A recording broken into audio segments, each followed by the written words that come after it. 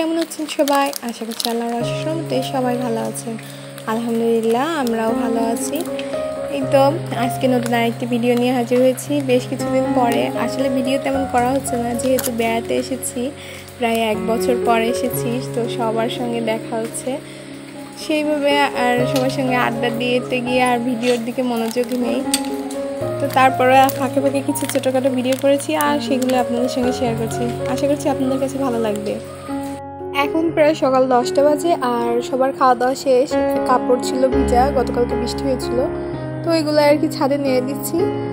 আর নেড়ে দিয়ে নিচে নামে আসার পরে আমার আব্বু গাছে কিছু লিচু রেখেছিল, সেইগুলোই আর কি আমাদেরকে ছিঁড়ে দিয়েছে। আর আমাদের গাছে কিছু খেজুরও ছিল, সেগুলো আমাদের জন্য নিয়ে এসেছে। পারুক আর না পারুক, ভাগের ভাগ ধরতে সবাই জানে, তাকে আবার ধরতে না দিলে কিন্তু তার ভীষণ রাগ হয়ে যাচ্ছে আর বিছনার পরে এগুলো ফেলবে, সে চিন্তা করে আবার এসেছে টি টেবিলে খাচ্ছে ড্রয়িং রুমে। আজকে দুপুরে কাঁঠালের এঁচড় রান্না করা হবে আর এটা আমার আম্মু রান্না করবে। আম্মুর হাতে রান্না কিন্তু খুবই মজার। আর এই যে কাঁঠালগুলো বেছে নিচ্ছে, আর ভেবেছিলাম রেসিপি আকারে দিব, তবে জানি না ভিডিওর কিছু অংশ না ডিলিট হয়ে গিয়েছে। তারপরও আমি মুখে মুখে বলে দিব, আশা করছি আপনারা একবার করে ট্রাই করলে খেয়ে বুঝতে পারবেন যে এটা কেমন।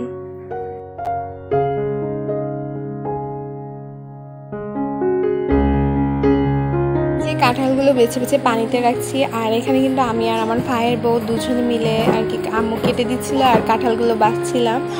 আর এই যে বেছে পরিষ্কার করে যে ধুয়ে নিয়ে রেখে দিচ্ছি।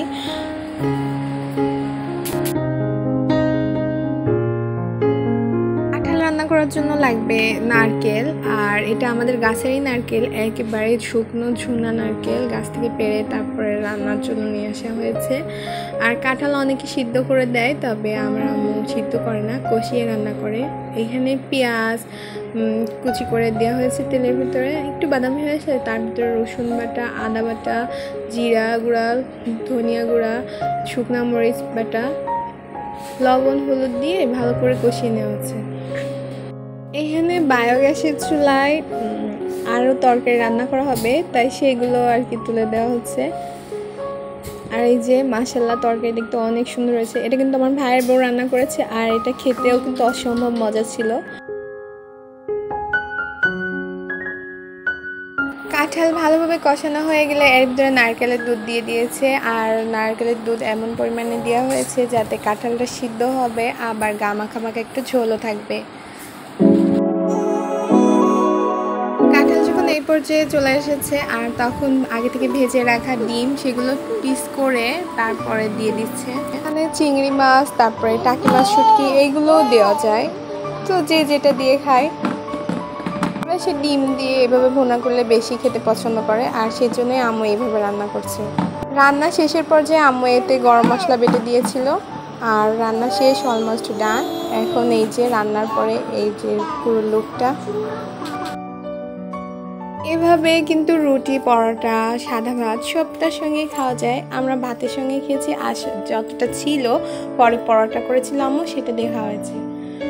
এখন একটু বিকাল বিকাল, আর বাইরে রুম থেকে বেরিয়েই দেখি যে অনেক বৃষ্টি হচ্ছে।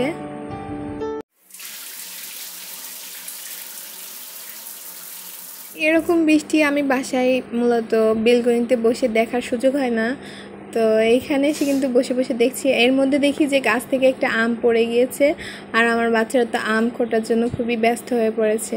আসলে এরকমটা তো ওরা বাসায় উপভোগ করতে পারে না, তাই এইখানে মানে কি বলবো, বৃষ্টিতে নেমে যাওয়ার জন্য খুবই জ্বালাতন করছিল।